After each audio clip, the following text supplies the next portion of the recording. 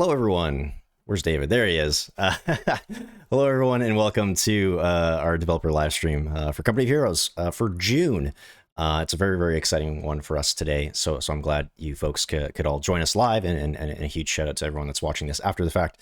So my name is John. I am one of the community managers on the team, and I'm very excited to be joined by two returning guests. Both of these folks have been on, not together, but on separate shows. So very excited to have them here. Let's just go around the table and introduce everyone. First up, we have David. So why don't you tell us who you are and what do you do on Company of Heroes 3? Hi there. I'm David Milne. I'm one of the senior designers here on Company Heroes, and I work on missions on our single-player campaign. And of course, we also have Cam. Who are you? What do you do on Co 3? Yeah, I'm Cam, so designer on the campaign map. So all things objectives, campaign maps. Awesome. Yeah, and that's obviously a huge feature for Co 3's single player this time around. So excited to have you both here. And it's a bit of a special live stream today because we're showing off some new footage, which we haven't done for a bit. So hopefully everyone's excited for that. Before we jump into today's show, just some quick reminders. As always, if you want to be kept up to date with everything that we're doing on Company of Heroes, be sure to follow us on your social channel of choice at Company of Heroes on Facebook, Twitter, Instagram, or YouTube. And of course, if you want to sign up for code development and help us make the best Company of Heroes game possible, you can do that by going to companyofheroes.com, where you can also find our forums, community.companyofheroes.com. And you can also join our Discord server, which is really fun. And you can chat more directly with the team and with other players, discord.gg/Company of Heroes. And of course, don't forget to follow right here on Twitch, twitch.tv/Relic Entertainment. Leave those notifications on so you can find out when we're going live. And I think that's about it in terms of reminders. So what are we doing today? That's so fast. I did. That was impressive. It's almost like I have a script in front of me. I don't ruin the magic, David. So what are we talking about today, folks? We're going to be sharing a quick update on the campaign in Italy, along with a sneak peek of our mission set in Ortona.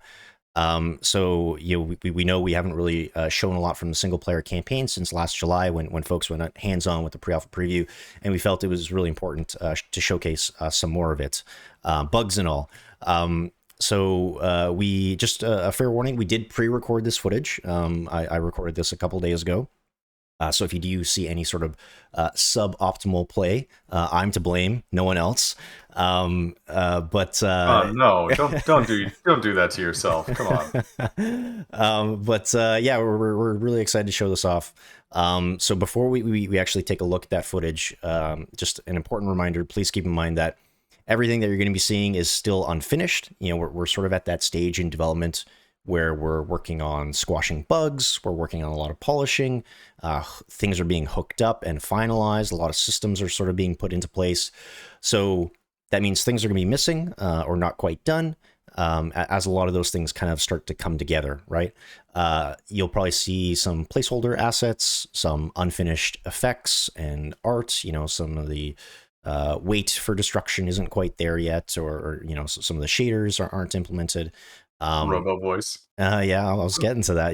There's a lot of dialogue in this footage that is placeholder. So it's all text to speech, and yet, like David said, a lot of robo voice. So you'll probably hear some of that. And again, so things might not look 100%. You're going to see bugs, but we really felt it was important to keep you updated on our progress. So we still have a lot of time before launch to finish everything and to get the game up to everyone's high standards. So we're still on track and we're still on schedule. So hopefully that puts your minds at ease. So again, as we go through this and as we take a look at everything, please leave your questions and comments in the Twitch chat, and we'll answer what we can.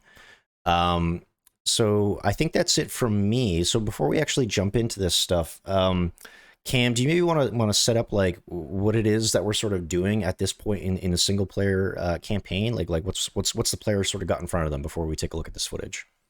Yeah, for sure. So at this point in the campaign, we're pushing towards Ortona. So it is a little bit later in the campaign. The demo that we played last year is around Monte Cassino. So historically, the Germans had built up the Gustav line, which stretches from Monte Cassino all the way over to Ortona. So we played the Monte Cassino portion. Now we're looking at Ortona specifically. So the Germans have fallen back to Ortona, and now we're going to go up and try and take it from them. Awesome. So David, from a historical perspective, why is Ortona important? What's cool about Ortona? What's cool about Ortona is for us personally, maybe here in Canada, is the fact that it is a major battle fought by the Canadian forces. It was referred to as, Canada's Stalingrad or Little Stalingrad. Right. Of course, in reference to the destruction, in reference to just the grinding slog of a battle that it was, street to street fighting, building to building, room to room fighting in some cases. It's a major battle for the Canadian forces. It's an important battle in terms of the overall Italian campaign, and so of course we really it was on our list of missions that we really wanted to feature Right. in this game, and I feel kind of honored and excited that I got to build this mission. And even though the player is going to be controlling, either British or American forces, tried as much as possible to feature Canadians in this mission and bring them into this pain. So yeah, Awesome. that's exciting. That's exciting for me It is, as a history nerd. Yeah, no, for sure. So again, we'll jump into the campaign map as we start to sort of set up for this mission. And again, a quick reminder, folks, this is still early work in progress. It's unfinished. There's a lot of polish and bug fixing that needs to happen in the next couple of months. But let's get right to it. We'll probably watch this footage a couple times. So Cam, why don't you start setting up what it is that we're actually doing on the campaign map. I need to cue the footage here. But you mentioned that we're kind of we saw Monte Cassino beforehand, and we're kind of looking at Ortona now. So like in terms of like hours played, like how long would the player sort of have to play to get to this point in or on the campaign map, I suppose? Quite a while, honestly. We're still figuring out exactly how long it is, and it depends on your playthrough. So like you could do a playthrough where you for some reason you really want to get to Ortona and you make a beeline there and you could get to it. And why quite a wouldn't bit you want to earlier. get right to Ortona? Yeah, I know. It's David's mission. It's great. It's my mission. Yeah. So why don't you just walk us through what we're seeing here? So I guess, yeah, right off the bat, we see Ortona. We got some troops there. This is the Indian artillery there. Got a Luftwaffe company setting up. So if we pan down here, we should see a British armored company as well. So we got the Brits. They're pushing up.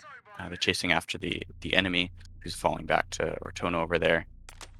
We've got some it's an American airborne company up in the airfield here, and a few planes, and of course the Navy. Right. Got to have the Navy up on the coast. So that airborne company was actually stationed in the airfield, right?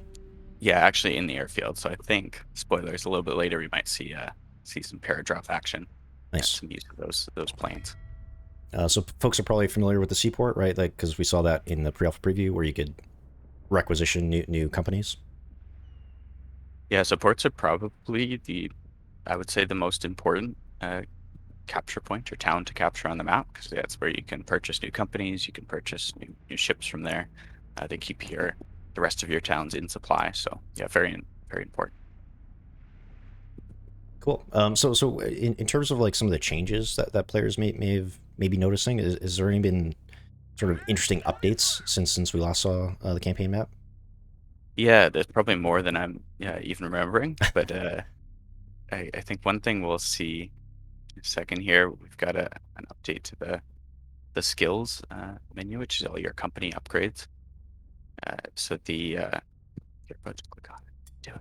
Yeah. So the skills you see here. So this first screen is all your upgrades for your battle group.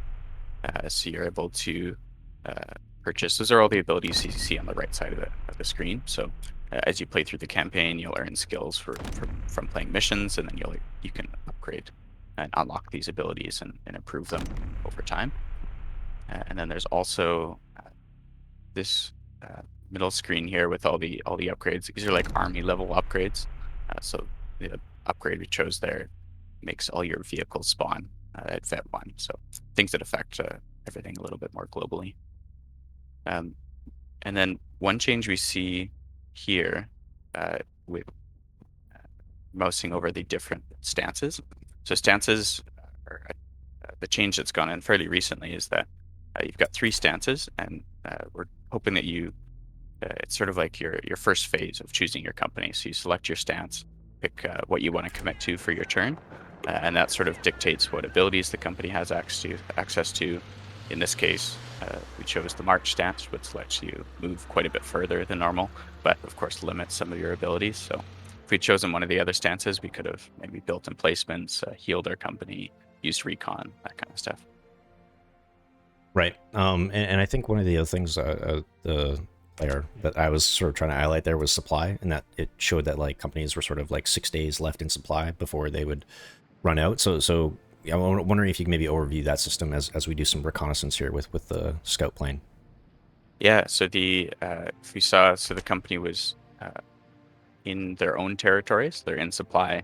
Their supply won't tick down. Mhm. Now we've moved into enemy territory, so that 6 days of supply will tick down over time. And the longer you're in enemy territory without capturing a point, the less supply you'll have. So if you really get into a pickle, you're deep into enemy territory and can't recover, you might need to look to other solutions like bringing in a supply drop or something to recover a bit of that supply. Right. So it looks like we're going to be playing with the Navy here, and I know this was a big change from last time players saw the Navy. Yeah. So the biggest change you'll see right away is we move rather than being able to move to anywhere on the map.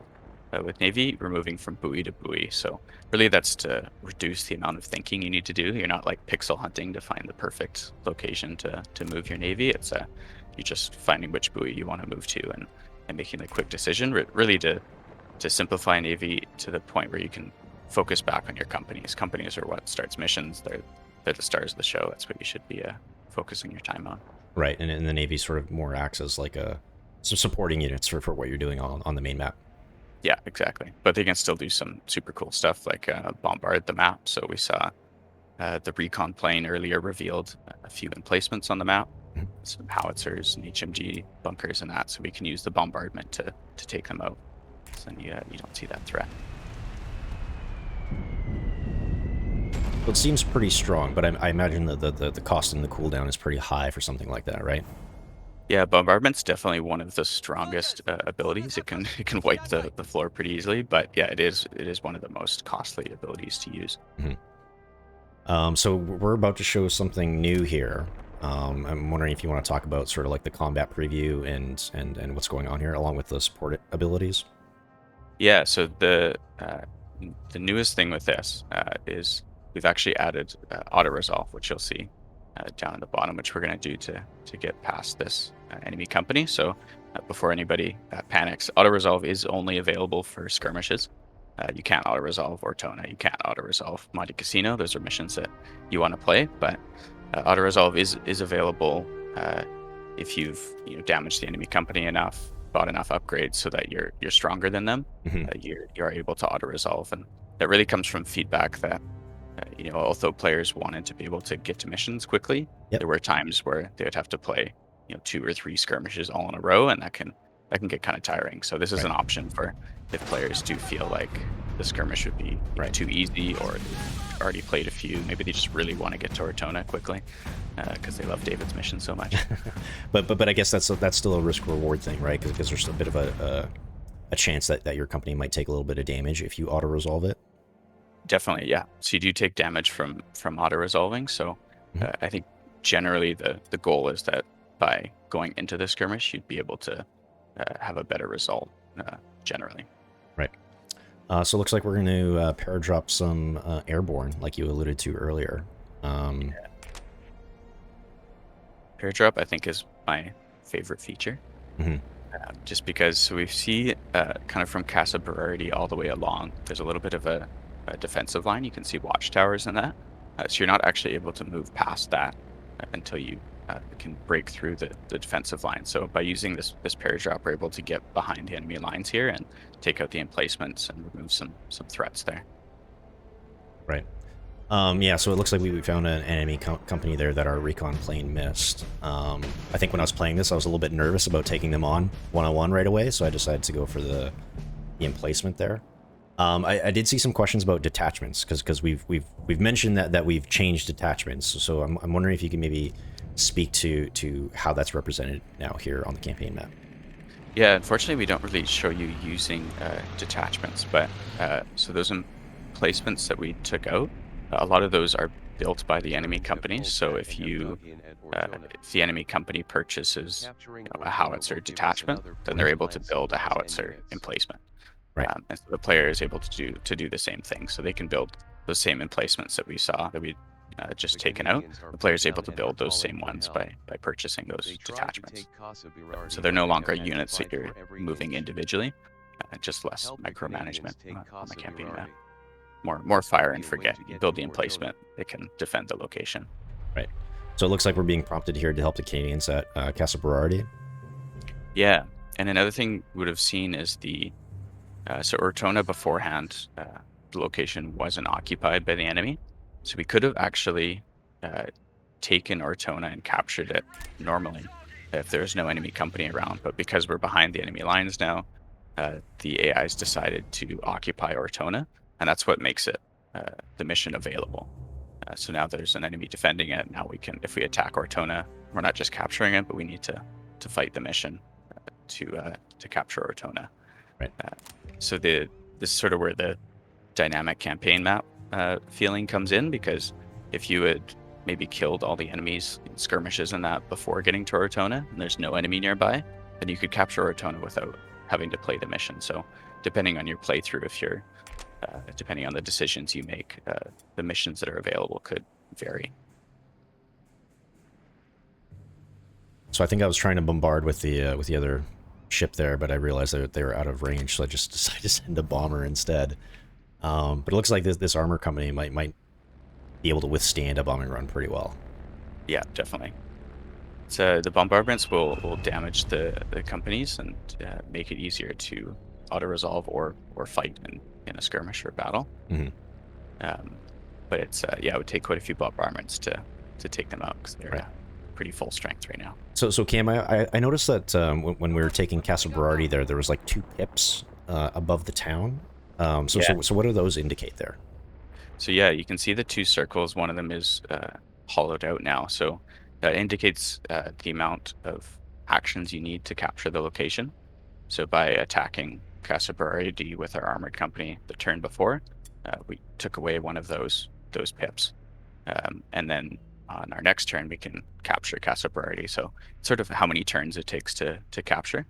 The interesting thing is that you can speed that up by using some of your support abilities. So if you bombarded Casa Berardi beforehand, then that would knock a pip off, and then you can capture it on the same day. Gotcha. Or if you use the partisans to support you, then they can help you capture it without destroying the town. Right. So I think now that Panzer Company has taken some damage, I felt a little bit more emboldened to try and take them on in a skirmish. And you can see the strength comparison is pretty tight to that middle line. So I think if you hadn't bombarded beforehand, it might have been a losing skirmish. Right. So I saw a question about capturing towns. Will they auto-resolve, or do you always have to play a mission? How does that work? So the general rule is if there's an enemy company there, then you'd be playing a mission or a skirmish. But if there's no enemy company, that is just campaign map gameplay, so you'll be knocking off those pips to capture. Which some locations might have 1 pip, so it's instant capture. Yeah. And other locations might have 2 or 3 pips, which could take longer or require more support abilities. Right. And again, just as a reminder for folks just tuning in, this is all work in progress. There's still a lot of bug fixing and polish that we need to do here. So seeing that tank kind of bounce around a little bit without the way it needs is something that's going to be addressed. So not to worry. It's just very excited. All 100% gas, 100% brakes. No, nothing in between. Yeah. It looks like we've taken Casa Berardi now. Yeah, so by capturing Casa Berardi, we saw the defensive line earlier with all those watchtowers. Taking Casa Berardi was like where the Germans were holed up. So by taking Casa Berardi, we were taking out the defensive line, and that's allowing our artillery company to be able to move past the defensive line and into Ortona. Right. And we see some crazy fire and explosions from that. So we're kind of starting back again, but I actually saw a question about day and night cycles, Cam. I know I don't think we want to maybe speak too much about that, but I think that's something that the team is considering implementing for the campaign map. Yeah, we're looking into it. We've got some tests in there, but we're still just working through some figuring out exactly how it would work. But we're hoping to have some different atmospheres and changes. Yeah. So one of the other questions I've seen a lot of is whether the campaign map can be played. Is it only single player, or will there be an opportunity to play co-op? And I think for launch, it's only going to be single player. We know there's some interest in co-op. However, that's Cam. You can probably speak to the amount of work that would be to implement. But I'm sure you've probably seen some of that feedback as well. Yeah, absolutely. I love co-op games, so I would love to see a co-op version. But yeah, for launch, this is it's just a single player. Mm-hmm. So we're kind of looking at this footage again. Is there anything that we missed on the first go around that you wanted to call out again? Maybe with some of the locations, or with some of the things that you can do on the campaign map, or maybe even some of the changes that we've implemented in the last year. I think we covered most of it. Yeah, I'm curious. I mean, there's lots of stuff that's new there. I mean, auto resolve and Navy moving on buoys. There's a number of things there. I'm just curious on getting players' feedback. Everything is subject to change. So yeah, it's our interpretation of hearing the feedback and trying to make changes to make it better. But so my question is are bridges still sort of functioning the same way that they were last year? Because from what I remember, like sometimes the Germans would like blow them up and you'd be forced to repair them, or has that changed at all? yeah, so that works largely the same. You can see a bridge there that we move over.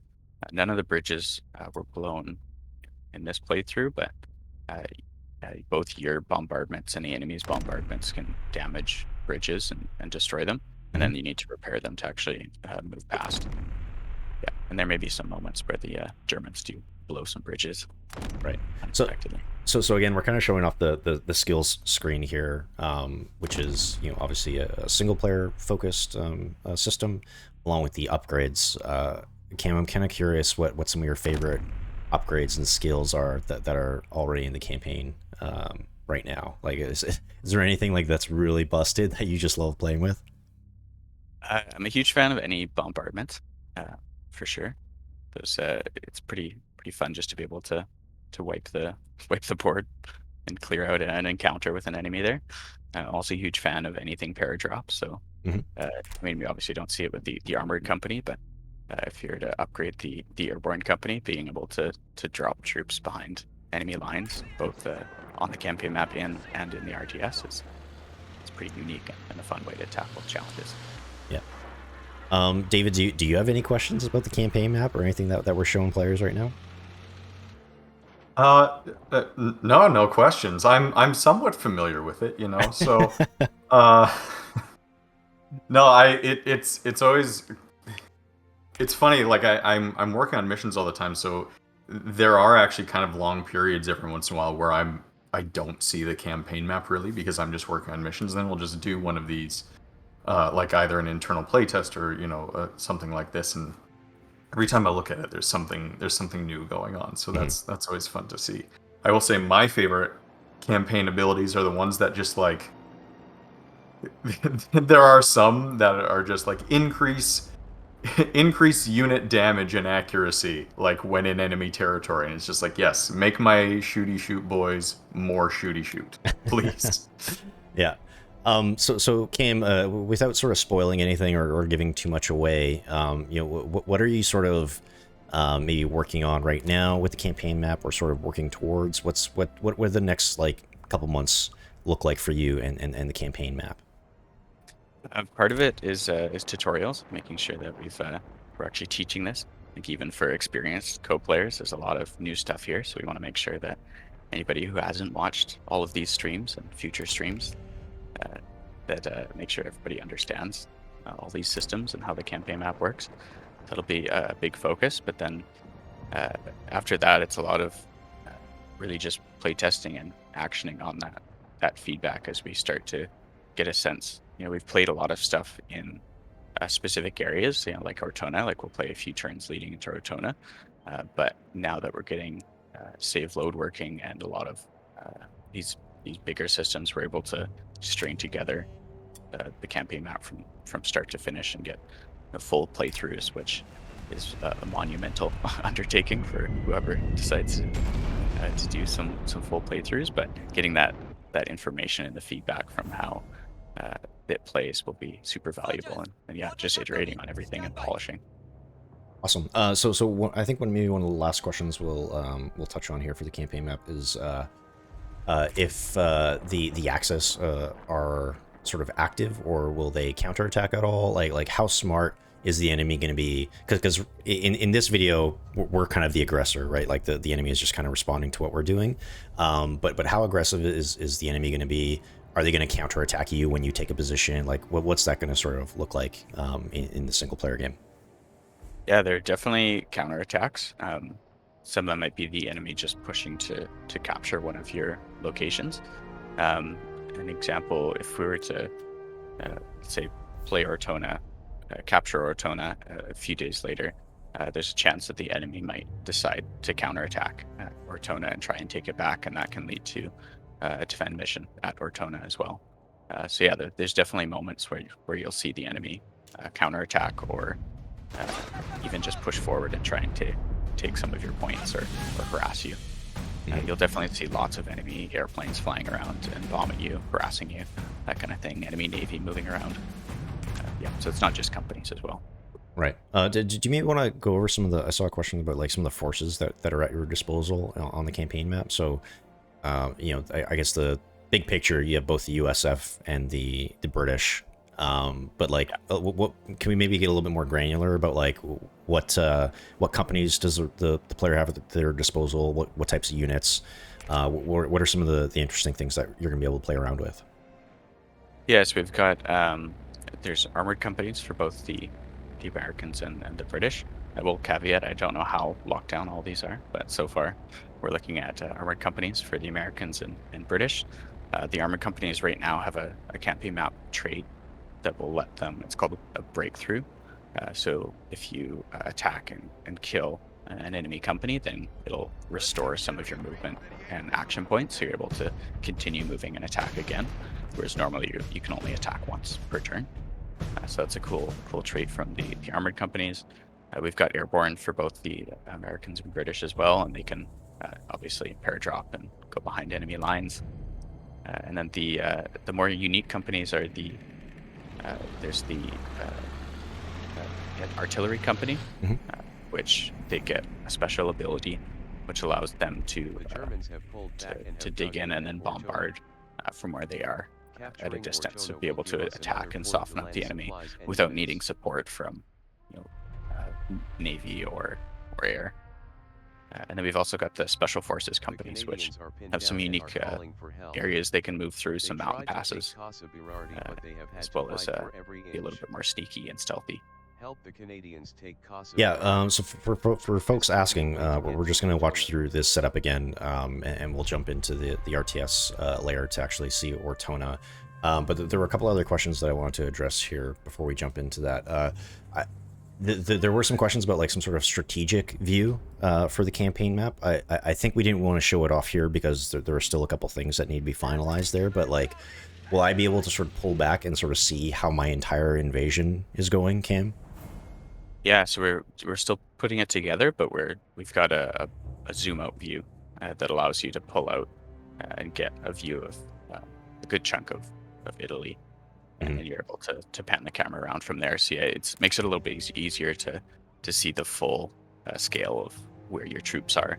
Because although we're just attacking at Ortona right now for this video, you might be attacking at Ortona at the same time as Monte Cassino, at the same time as somewhere else. So being able to pull out and see the grand view of everything that's going on is definitely something we wanted. So yeah, you can pull the camera out, see where your objectives are, where your units are, and get a sense of everything at scale.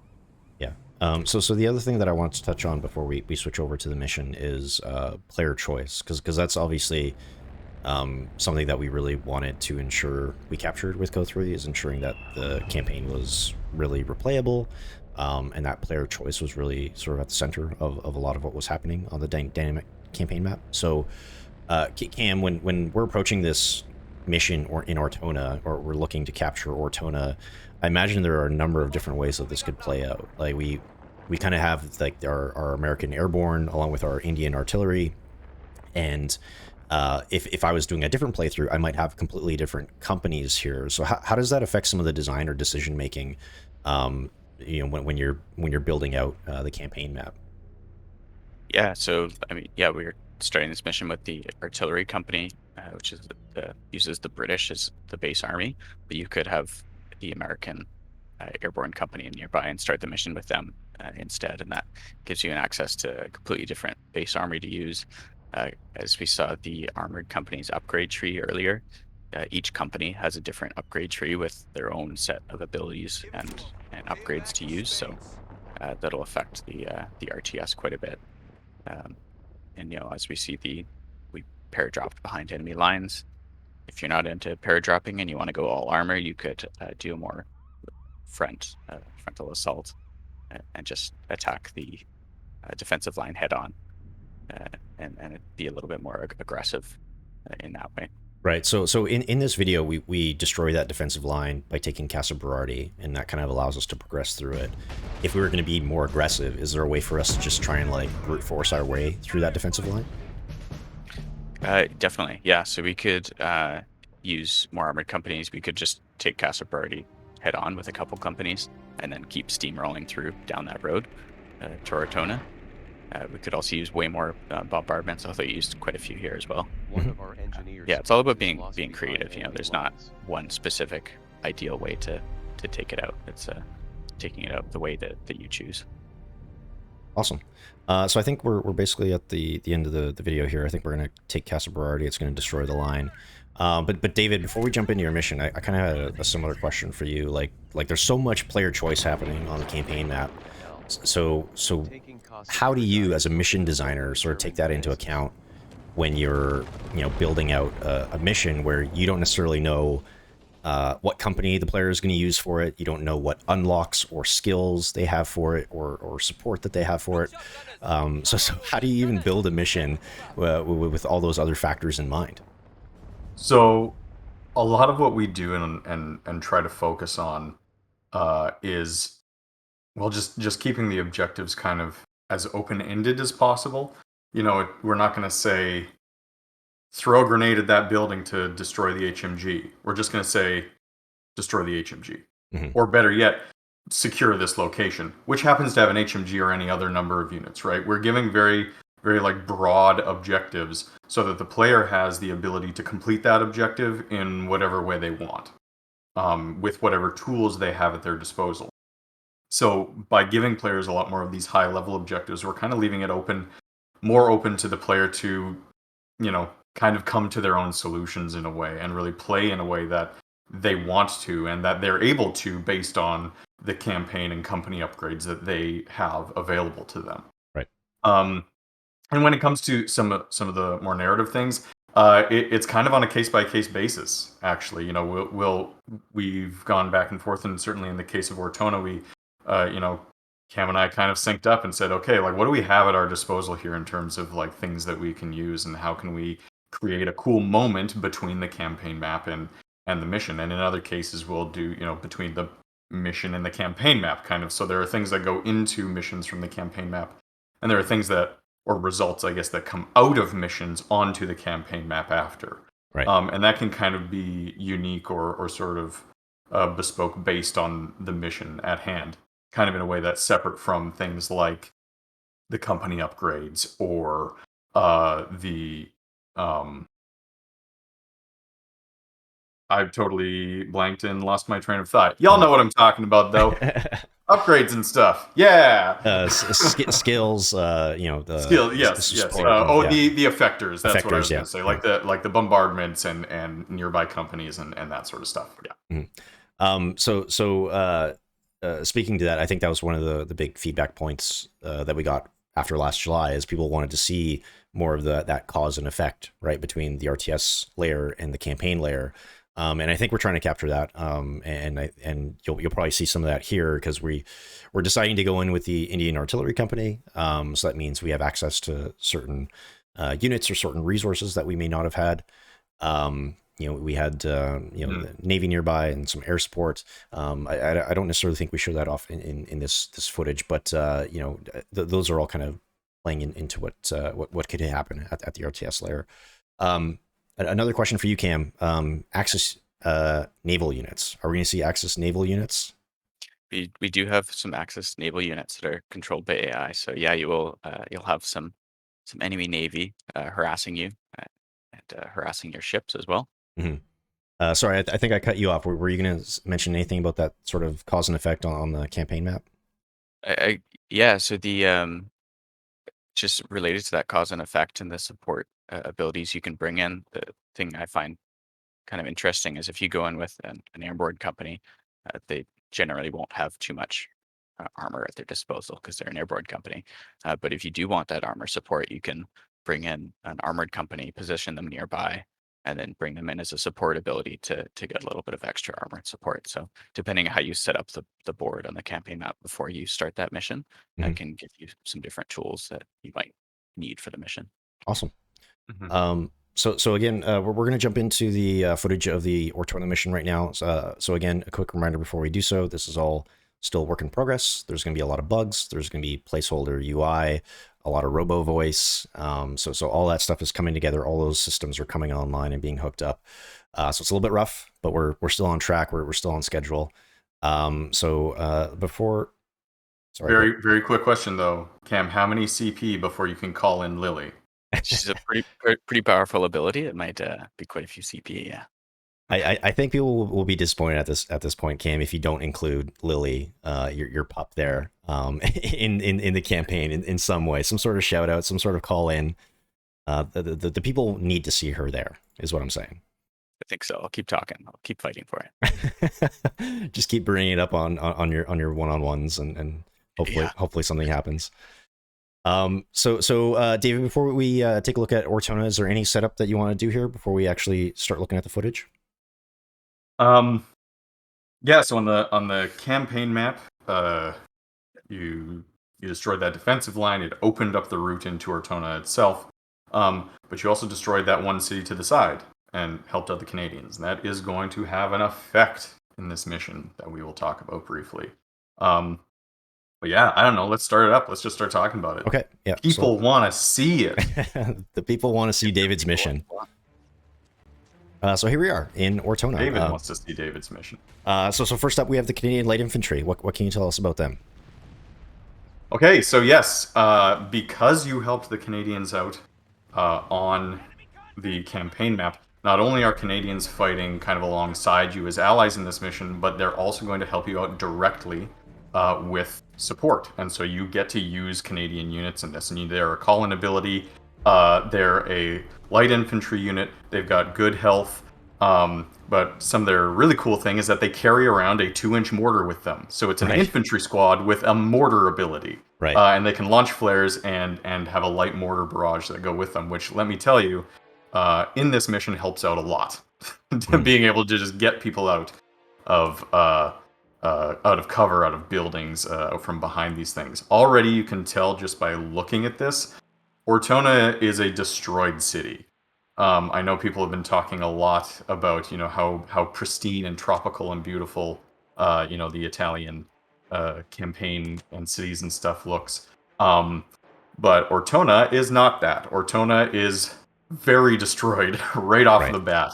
It kind of felt, it felt strange to not have this city look like the destroyed city that it ended up being. So yeah, you're moving forward here, and a big part of this mission is um, about just like pushing through the city. The Germans have set up barricades. They are going to try to stop you everywhere they can, and you're trying to secure a route through Ortona in order to dig out basically these very, very entrenched Germans. So you can see there are guys in buildings. There's all kinds of like little flanking routes. We of course have decided to feature here a Sherman crocodile, whose hull-mounted flamethrower is very useful against garrisoned units, and it has this big dozer blade that you can use to just crash through things that we'll kind of show you in a bit, and basically create routes through the city. So there is this main road through the city that vehicles can go on. There are little side roads and courtyards and, you know, gardens and stuff, ruined gardens at this point, but still gardens, that, you know, infantry can use. You can see the infantry are kind of going around this flanking route to try and basically make their way up. And this mission is a grind, you know, which I think Ortona ought to be. Ortona itself was a grind for the Canadians, and it's going to be a grind for the player, just going through street by street, house by house, trying to clear out this city. Yeah, so I just want to call out. I think I just noticed watching this back again that there's a bug on that dozer blade, so we're gonna have to log that because it's flickering, and maybe we can get the art team to fix that in the next couple of days. Like we said, work in progress. Alpha progress. gameplay, right there at the bottom. So another infantry unit that we kind of call out here is the Gurkhas, right? Like, because we were able to access them because of the Indian Artillery Company that we brought in, right? So I think that's really exciting that we get to represent them, and they have that like the Gurkhas are also very useful in this mission. They've got, you can equip them all with Tommy guns, and they have a special ability. You can see the German using a version of it there, which is, you know, it's assault grenades, so all of them will throw grenades, and so your Gurkhas work as this like amazing, you know, assault unit, which is super useful in these very tight quarters as well, because they all have that short range SMG. All of them can throw grenades. So you've got your Canadians firing flares and mortars. You've got your Gurkhas assaulting. It kind of gives this very, you know, multinational feel to the British forces in this game, which is really, really cool. Yeah, you're mentioning that Ortona was a bit of a grind, and the first time I played through this and tried to capture footage, I got demolished because I was just trying to go through it very quickly. Yeah, so one of the things we're working on right now is balance, and it turns out that I may have made sections of this mission very, very hard. So, yeah. But you know, I think the interesting thing here is when we were talking about this offline, you were like, oh yeah, just use flares. Like, you use a ton of flares, do a bunch of scouting, so that way you're not running into sort of the ambushes that the Germans have set up for you. Yeah. So here we're kind of showing off something that we feature a lot in Ortona, or maybe the camera went away quickly.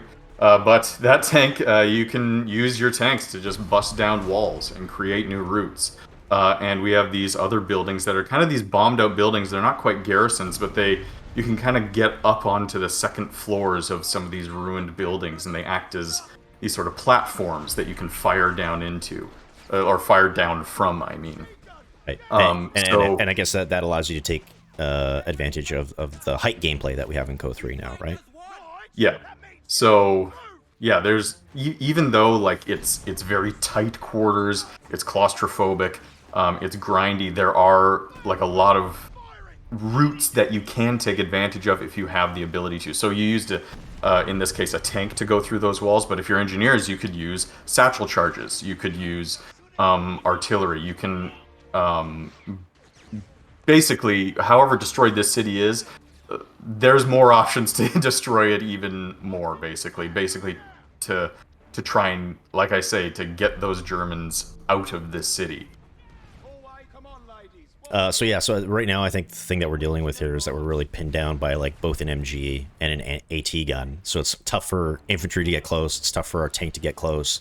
So what's your sort of your tips and tricks for players as my they tips try? And tricks. So yeah. One of the things I wanted to kind of help feature in this first engagement certainly is that those Canadian abilities, using flares to see what's ahead of you, and as you did there, using your mortars and your artillery to dig those units out. there is kind of this back and forth or this leapfrogging that can happen sometimes when you're playing this mission where you move your tank up to create new routes to like push into infantry, to push into HMGs that just got nailed by your main gun there. But then you got to be careful about AT guns, about Panzerfausts hiding right around corners and stuff. So then you got to move your infantry forward to clear it out, and then you move your tank forward to clear a route, and your infantry forward to support it, and you kind of do this back and forth combined arms thing that helps you out. Yeah. So, Of course, again, you're also showing the Canadians fighting alongside you. Yep. Yeah. So fighting up the flanks, you just have Canadians that are fighting as well. Like I said, we wanted to, like, this is a Canadian battle, and so it's not like it's not like you're here to save them. You're here to help them out. Like, the Canadians have been battling here the whole time, and you're helping them make that final push through Ortona. That's sort of the vibe here. Right. So again, a quick reminder, folks, if you're just tuning in, this is all still work in progress. There's a lot of bugs that we need to nail down, a lot of polish, art passes that need to happen on some of these assets and map. So it's all being worked on. We still have quite a few months to lock everything into place and get it up to everyone's high standards. But again, we just wanted to kind of show a bit of an update of where the single player is at. So right here, we just upgraded this point with a medical station. Yes, so some of one new thing we've added is that some of our strategic points can be upgraded with a medical tent, and what this allows is that now that you've sort of secured this intersection, it kind of acts as this reinforce point while you move forward to the next intersection, and you're trying to secure this road through the city bit by bit as you move forward, and this lets this intersection now act as a reinforcement point, which means that it's also a point that you kind of have to defend if you want to hold on to this land, because then you're going to have to retreat all the way back to your base again. Yeah, now I'm just watching this again. I love the way our game looks.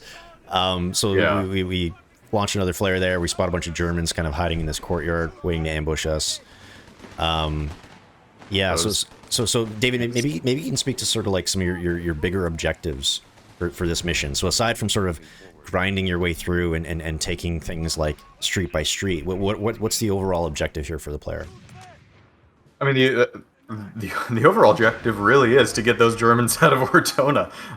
They have secured the city, and of course in a grander sense on the campaign map, and of course historically, this was meant to be an area that the Allied forces would move through on their way up through Italy, and ended up being this major stopping point for the Allies. Just like that HMG was a major stopping point for your Canadian allies.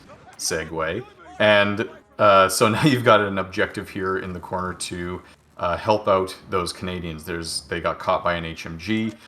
They're losing their health, and you need to now. There's a bit of urgency now to pushing your way through this next couple intersections to get to those Canadians to help out and make sure that they can move forward.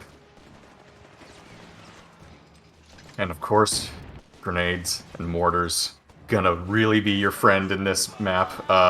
Engineers with flamethrowers also very good on this map. Things that are going to help you get garrisoned units away. Those guys are, they're just on fire. Yeah, so we kind of showcase tactical pause here quite a bit, and I think that's true. This is probably one of my favorite new features for the franchise, because it really, that full tactical pause really allows people to sort of play at their own pace, and kind of lets you, even when the action is pretty tough in single player, kind of lets you kind of stop, catch your breath, and sort of make some smart decisions about like what am I going to do here. You can see I'm kind of like, oh no, I'm going to cancel that order. I'm actually going to move here instead, and it's again, I think probably one of my favorite new features that we're bringing to the table. Yeah, it definitely lets you slow down, play a little bit more methodically. Certainly when you're new to RTS, the aspect of controlling all of these units at any given time is difficult, and it's daunting. and this kind of lets you slow that gameplay down. Although, even honestly, even somebody like me who's been playing Company of Heroes for years, there are times where I just like hit pause and go, oh, okay, what am I doing here? And it gives you an opportunity to just like, oh, think a little bit about it, kind of set up an attack, queue up movement orders and ability orders with all your units, and then hit go, and they execute. Mhm. Yes, pause time strategy, of course. Yeah. There's real time strategy and also our new patented pause time strategy. Yeah, thanks AE in the chat for calling it out for us. I So think it's cool. Tactical pause. What I love about it is we were noticing on previous games, players were already doing that, but just using the pause key. So It's actually, true, yeah. like it existed in previous games, but this is just like giving it some proper UI, some more feedback, so you can actually see what you're doing and make it feel like you're properly planning it out. It just makes it feel way more, way cooler. Mhm.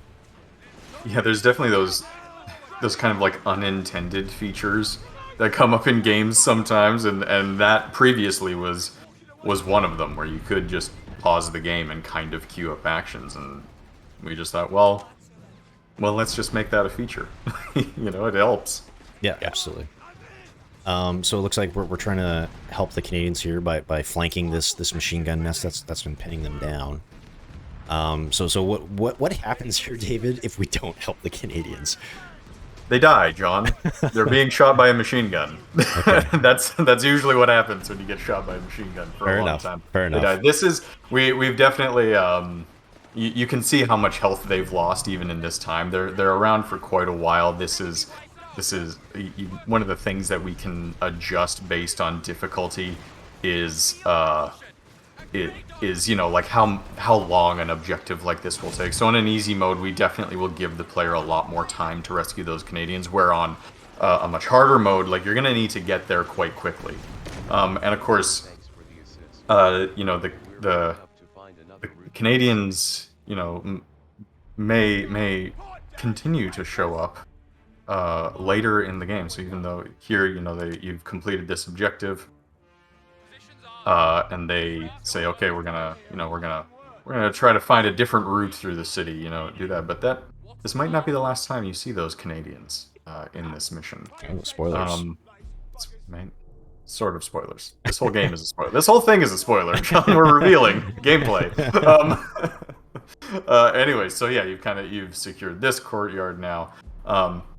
You can see kind of on the mini map that just even though you've secured this courtyard, the territory of those intersections that you need to capture is separating this. So like, it really is important that you capture those intersections, because they act as that connection for all of these territories as you go through. I think same thing here. I was concerned about what's on the other side of this wall. We kind of see this AT gun, but I'm just like, what else is over there? So we use the terrific flare ability from these infantry section. I just love the animation and the sound effect on that. It's just like very satisfying. Yeah, it has this real like pop kind of launch sound that's really great. Yeah, you do the flare and then just start bringing up those mortars. So like, this is kind of an example of how you're going to end up playing a game very, very differently. You are playing as the Indian Artillery Company right now. You have access to a variety of long-range bombardments in the form of mortars, the base howitzer, the Canadian mortars. So you're going to play this in a way that definitely, you're looking ahead and you're softening it up with those mortars, and then you're moving in. If you were playing as, the American Airborne, yeah, here you're gonna create a new Satchel route that here. wall. Yeah. Satchel the wall, boom, and now you've got a new route through that isn't, have a HMG and a machine gun, or HMG and a machine gun, HMG and an AT gun pointed at it. But yeah, if you're playing as the American Airborne, that you're going to play this very differently. You're maybe going to be trying to sneak, airdrops, behind some of these intersections and in some of these like little quiet courtyards or into these corners to get up behind them and throw grenades and throw more satchel charges and stuff from those paratroopers and stuff, right? So you're going to be taking this on in a much different way. So Cam, I know you're obviously focused on the campaign map, but when you're playtesting missions, what's your go-to strategy? Are you kind of playing slow and carefully, or are you just like, rushing into the fight? What's your go-to? I am the pair drop strat the whole way. Yeah. Exactly as David was describing. Yeah, big fan of yeah, being able to use a little bit of recon beforehand, find out where the enemy is, and then just start dropping in on all sides. Just cause some chaos. Yeah. So David, I know we didn't want to show off the entire mission. We kind of want to leave some stuff for players to discover when the game is finally out. But we're kind of wrapping up here after we take this second intersection. So are there any final things that you want to sort of say about like what we're seeing here? Again, we've got the Gurkhas sort of up on a raised platform there. They're not like garrisoned in that building. They're just kind of like up high. We're kind of slowly creeping our way forward. And yeah, any final thoughts on what we've just kind of showcased here? I don't know. There's so much going on. Part of this working on this map that was really fun was leaning into some more of like the destruction of the environment and stuff. Destroying buildings, destroying walls. Like we said, some of that is some of this is still placeholder, right? So, some things are going to be destroying maybe in sort of a weird way here and there, but like we've got all of these big explosions and like the buildings are collapsing, the walls are collapsing, and all this stuff. And this is a map that I think really shows off, the work that the artists and programmers and everybody that have been putting into the destruction in our game, because it's really starting to shape up amazingly. It looks awesome. Yeah. So you didn't even get some of the real big artillery in there, like with all those half destroyed buildings doing like one of the carpet bombing runs. You can flatten this place, and it looks awesome. Project where you can see like a lot of audio and effects and art. They're doing like they're getting the final like assets in. So we're seeing a lot of things that like maybe was placeholder for a long time or was like in there is like just a rough first pass. And now we're seeing like audio's like, oh, this is done. All right, let's start doing the final pass. So we're at the point of the project where we're seeing so much of that come in. Yeah. It's so exciting. Yeah. So again, to speak to that, folks, if you're tuning in a little bit late, or if you kind of skipped ahead, that this is all still work in progress. Like to Cam's point, a lot of those systems that maybe are missing or are sort of being finalized are still kind of coming online and getting hooked up. So you may have seen some certain things missing or placeholder or not quite final. So we still have a lot of work to do in terms of like squashing bugs and polishing things. So fear not, we're on track to get that all done and deliver like hopefully the best company of heroes to date. I think that might be it. Again, like maybe any final thoughts of what we've kind of showed off there, Cam. Again, so some really fun updates for the campaign map. I personally, I'm really loving seeing how the campaign map and the RTS missions and skirmishes are going to sort of interact. How like there's going to be a lot of back and forth between like, hey, what I did here is going to affect the other part of the game. And they're really like the sort of two halves of that cohesive whole. Cam, any sort of final thoughts from you? No, honestly, I mean, it's been a while since we've shown some new campaign gameplay. So and definitely talked about a bunch of new systems there. So I'm excited to hear what people think. If you've got feedback on any things that I've talked about, then please let us know in CodeV. We're excited to hear what you think. Everything is subject to change. Yeah, absolutely. What about you, David? It's exciting to be able to show off some new stuff. I think the last time one of my missions was shown or played was the pre-alpha last summer. So it's really cool to be able to show off the work again. Seeing other people get excited about it kind of gets us hyped up about it, which is really fun. I don't know. It's fun. It's fun to be able to show off what we've been spending years working on. Of course. Yeah. So again, thank you everyone for joining us today. If you missed anything, we'll be posting this video both on Twitch and on YouTube, so you can catch the recording and go back and see anything that you missed. If you want to leave us your feedback on what we've shown off here today, a great place to do that is on the forums. So community.companyofheroes.com. You can shout out in our Discord, discord.gg/company of heroes, or hit us up on your social platform of choice. Just find us at Company of Heroes on Facebook, Twitter, Instagram, or YouTube. And yeah, if you want to just sort of stay up to date with everything, we'll obviously announce any major stuff on those channels. But again, join code development by going to companyofheroes.com so you can help us make the best Company of Heroes game possible. And again, we can only do that with your help and feedback. So thanks again, everyone, for tuning in. I think that's it. Yeah, just a huge shout out to David and Cam for joining me. Very excited to showcase the stuff that you've been working really, really hard on. And here's Lily to say goodbye to everyone as we wrap things up. But yeah, thanks so much, folks. Thank you, David. Thank you, Cam. Thank you. And we will see you folks next time. So enjoy the rest of your day, and we'll catch you later. Adios.